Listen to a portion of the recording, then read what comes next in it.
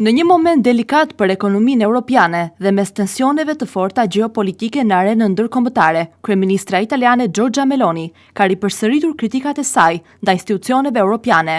Ajo kërkon një ndryshim të thellë në mënyrën se si Bashkimi Evropian po menaxhon ekonominë dhe politikat fiskale. Gjatë fjalimit të mbajtur në Asamblenë e Confindustria, organizata më e madhe sipërmarrjes në Itali, Meloni u ndal gjerësisht tek pasojat e krizës energjetike dhe ndikimi që tensione në lindjen e mesme, veçanërisht situata në Iran, po japin mbi tregjet ndërkombëtare, si dhe ekonominë europiane. Ajo tha se rritja e çmimeve të energjisë dhe pasiguria globale janë duke goditur drejt për drejt familjet dhe bizneset, duke ulur konkurrueshmërinë ndërmarrjeve italiane dhe ato europiane.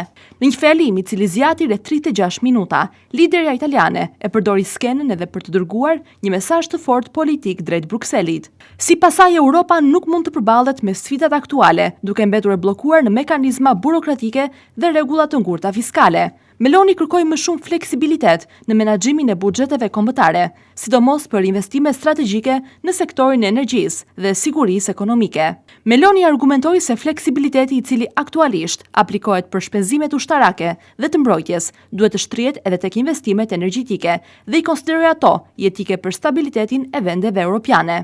Sipas kryeministres, nuk bëhet fjalë për rritje të borxhit publik, por për një përdorim më efikas të burimeve ekzistuese dhe për politika të cilat favorizojnë rritjen ekonomike. Meloni kritikoi gjithashtu edhe mënyrën e funksionimit të Bashkimit Evropian, të cilin e përshkroi si shpesh të ngadalt në reagim dhe të mbigarkuar nga burokracia.